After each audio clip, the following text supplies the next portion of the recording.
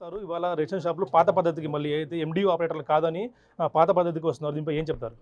మనం దీన్ని పాత పద్ధతి, కొత్త పద్ధతి కంటే అండి ట్రయల్ అండ్ ఎర్రర్ కింద మనం చూసుకోవాలా. ఎందుకంటే మనకు మొట్టమొదటిగా ఈ రాష్ట్రంలో సంక్షేమం అనేది రూ. 2 కిలో బియ్యం నుంచినే మొదలైంది.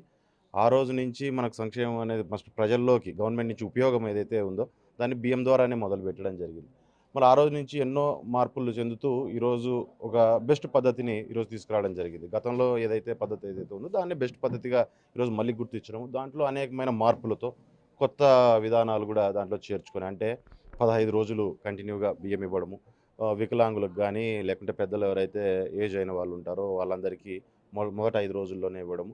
ఇవన్నిటి ద్వారా ప్రయారిటైజ్డ్‌గా ప్రజలకు అందాల్సిన బియ్యం ఏదైతే ఉందో క్లియర్‌గా ఎళ్ళేటట్టుగా దాన్ని కూడా ప్రిపేర్ చేసుకోవడం జరిగింది. పాత పద్ధతిలో కొన్ని అసౌకర్యాలున్నాయి. ఎందుకంటే ఇంటింటి వరకు అని చెప్పి పెట్టడము. సో, ఆ ఎక్స్‌పెరిమెంట్ అనేది ఫెయిల్యూర్ కింద తీసుకొని ఈ గవర్నమెంట్ దాన్ని మార్పు తీసుకొచ్చింది. దాంట్లోనూ ముఖ్యంగా ఈరోజు సివిల్ సప్లైస్ మినిస్టర్ గారు మనకు నాదెండ్ల మనోహర్ గారు ఎవరైతే ఉన్నారో ఆయన డే 1 నుంచి కూడా ఈ దొంగ బియ్యం అనే దాన్ని బయటికెళ్ళేది ఎందుకంటే బయట సరఫరాని ఆ రోజు పవన్ కళ్యాణ్ గారు కావచ్చు, నాదెండ్ల మనోహర్ గారు కావచ్చు, ఆ రోజు ఎళ్లి ఆపడము, దాని మీద గట్టిగా వాళ్ళు ఫైట్ చేయడం వల్ల కూడా చాలా వరకు ఈ బియ్యం ఎగుమతులు బయటికెళ్ళిపోయేది కూడా చాలా వరకు కంట్రోల్ చేయగలుగుతున్నారు. వాళ్ళు కూడా కిందున్న ఆఫీసర్స్‌కి గానీ, అందరికి గానీ వాళ్ళ పైనుంచి గవర్నమెంట్ సపోర్ట్ ఇవ్వడము. సో, ఇప్పుడు ఆర్‌డీఓ గారు కావచ్చు, లేకుంటే ఉన్న పోలీసులు కావచ్చు, అందరూ కూడా దాన్ని పాజిటివ్‌గా తీసుకొని దాని మీద మంచి ఫైట్ చేస్తున్నారు. సో, ఈ క్రమంగా వన్ బై వన్ దీంట్లో చాలా ప్రక్షాళనలు చేసుకుంటూ ముందుకు తీసుకురావడము. దాంట్లోనూ ప్రజలకు ముఖ్యంగా ఏదైతే గవర్నమెంట్ నుంచి లబ్ధి చేకూరాలనుకుంటున్నారో ప్రజలకి, అది ఖచ్చితంగా డైరెక్ట్ ప్రజలకు చేరేటట్టుగా ఉండేటట్టుగానే ఆ ప్రయత్నం ఉంది. అంటే గత 5 ఏళ్ళు కూడా రేషన్ మాఫీ నడిచిందని చెప్తున్నారు. బయట ఆరోపణలు వస్తూ ఉన్నాయి. మనం దానికి తగ్గట్టు కాకినాడ నుంచి బియ్యం అనేక దేశాలకు ఎగుమతి అవ్వడం చూసాం. గతంలో మీ అమ్మ సివిల్ సప్లైస్ మినిస్టర్‌గా ఉన్నప్పుడు దాన్ని అరికట్టేందుకు ఎటువంటి చర్యలు తీసుకోబోతున్నారు?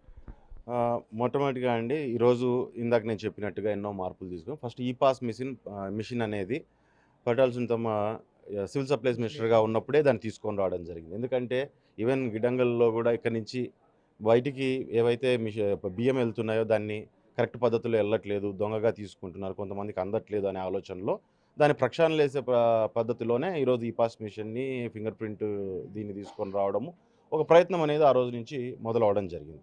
సో, ఈ సివిల్ సప్లైస్‌లో అదొక మేజర్ చేంజ్ అన్నమాట. ఎందుకంటే ఆ రోజున్న పరిస్థితుల్లో ఇక్కడ బియ్యం అనేది ఇట్లా మీరు చెప్పినట్టుగా బయటికి ఇది స్మగ్లింగ్ అవుతాంది అనేది ఏదైతే ఉందో, దాన్ని మొట్టమొదటిగా ప్రైమరీగా ఇక్కడే తుంచేయాలనే ఆలోచనతోనే ఆ కార్యక్రమాన్ని దాన్ని మొదలుపెట్టడం జరిగింది.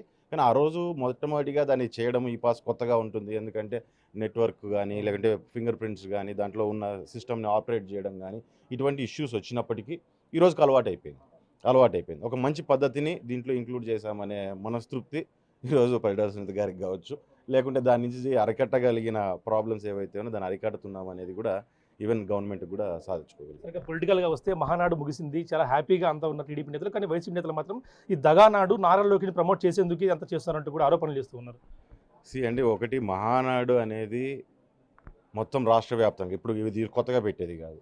ఎన్టీఆర్ గారు ఫస్ట్ పార్టీ పెట్టినప్పటి నుంచి మహానాడు అనేది ప్రజల్ని నాయకులు ప్రజల్లోకి ఏ రకంగా వెళ్ళాలి, ఏ రకంగా ప్రజలతో మమేకం అవ్వాలి, ప్రజల్లో ఎటువంటి సమస్యల్ని వాళ్ళు పికప్ చేయాలి అనే దాని మీద 3 రోజులు క్లాసులు పెడుతూ నాయకుల్ని ట్రైన్ చేసి బయటికి పంపించే ఒక పెద్ద పండుగగా దాన్ని భావించేవాళ్ళు. అంతకుముందు గండిపేటలో జరిగేది. రాష్ట్ర విభజన జరిగినప్పటి నుంచి రాష్ట్రంలోని వివిధ జిల్లాల్లో కూడా అది రావడం జరిగింది. అన్ని జిల్లాల్లో పెట్టినట్టుగానే ఇప్పుడు బేసిక్‌గా ఏమైపోయిందంటే కడపలో పెట్టాం కాబట్టి ఉలిక్కి పడుతున్నారు. కడపలో పెట్టాము, జనాలందరూ ప్రజలొచ్చారు. వచ్చి బ్రహ్మాండంగా మీటింగ్‌ని సక్సెస్ చేస్తున్నారు. అక్కడున్న వాళ్ళు చంద్రబాబు నాయుడు గారు గానీ, నారా లోకేష్ గారు గానీ, లేకుంటే పార్టీలో ఇతర నాయకులు గానీ, ఈరోజు రాష్ట్రం గురించి, రాష్ట్ర బాగు గురించి, వాళ్ళు పెట్టిన ప్రతిపాదనల గురించి, దాని మీద డిస్కషన్ జరిగిన దాని గురించి చూసుకొని, అరే! ప్రజల్లోకి ఈ మేరగా ఉన్న సమస్యల్ని ఏ రకంగా సాల్వ్ చేస్తామనే సొల్యూషన్స్‌ని చెప్తుంటే, మేమేమన్నా వెనకబడిపోతామేమో అనే ఆలోచనతో ఫస్ట్ కరోనా అన్నారు. తర్వాత రకరకాల స్టెప్స్ తీసుకుంటూ దాని మీద ఒక దుష్ప్రచారం అనేది తీసుకొస్తున్నారు. ఈరోజు ఒకటి చెప్తున్నాము, ఇది ప్రతి జిల్లాలో జరిగినట్టు కడపలో జరిగింది. దానికి ఉలికిపాటు అవసరం లేదు. రెండోది ముఖ్యంగా మహానాడు అనేది పార్టీ కోసము, పార్టీ నాయకుల కోసం మాత్రమే కాదు. నాయకుడు అనేవాడిని ఒక నాయకుడిని తయారు చేసి ప్రజల్లోకి పంపించడానికి చేసే ఒక గొప్ప కార్యక్రమం అది. అందులోనూ ముఖ్యంగా అందులో ఏం జరిగినాయి, మమ్మల్ని పొగుడుకోవడాలు కాదు. ప్రతిపాదనలు పెట్టాం. ఏముండాలి, ఏ విషయాల మీద ఇది చేయాలి, రేపొద్దున గవర్నమెంట్ ఏ రకంగా వెళ్ళాలి, గవర్నమెంట్‌లో ఉన్నాం కాబట్టి గవర్నమెంట్ ఏ రకంగా ముందుకెళ్ళాలి, ప్రజల నుంచి వచ్చే అడ్వైజర్స్ని నాయకుల ద్వారా బయట పెట్టడం జరిగింది. దాని మీద డిస్కషన్స్ జరగడం జరిగింది. దాని మీద డెసిషన్స్ తీసుకునే ప్రయత్నంగా కూడా ముందుకెళ్ళే పరిస్థితి అనేది ఉంది. కాబట్టి దీన్ని పాజిటివ్గా తీసుకోవాలి కానీ వేరే రకంగా పొలిటికల్గా దీన్ని వాడుకోవడము, మాట్లాడడం అనేది కరెక్ట్ పద్ధతి కాదు. ధర్మవరం మినీ మహర్లో మీరు కూడా సంచలన వ్యాఖ్యలు చేశారు. టీడీపీ కార్యకర్తలు కాపాడుకోవడానికి ధర్మవరంలో జిల్లా మొత్తం కూడా ఇక్కడే చూస్తూ ఉంది. ఏం చేస్తున్నారు సార్? ఒకటి సింపుల్ అండి. ఈరోజు మనం కుటుంబ ప్రభుత్వంలో వెళ్తున్నాము.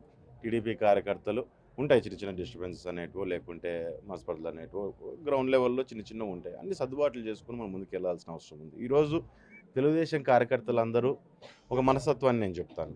ఏ రకంగా ఉంటుందంటే మాదేదో జరగాలి, మేము ముందుకు రావాలనే దానికంటే కూడా మా ఊర్లు బాగుండాలి, మా ప్రజలు బాగుండాలి అనే ఆలోచన ఈ రోజు నుంచి కాదు. మా నినాదం అనేది ఇది పార్టీ పుట్టినరోజు నుంచి ఈ రోజు దాకా గత 43 ఏళ్ల నుంచి ఇదే నినాదంతోనే ప్రజల్లోకి వెళ్తున్నాం. ప్రజలతో పాటు కలిసి ముందుకు నడుస్తున్నాం.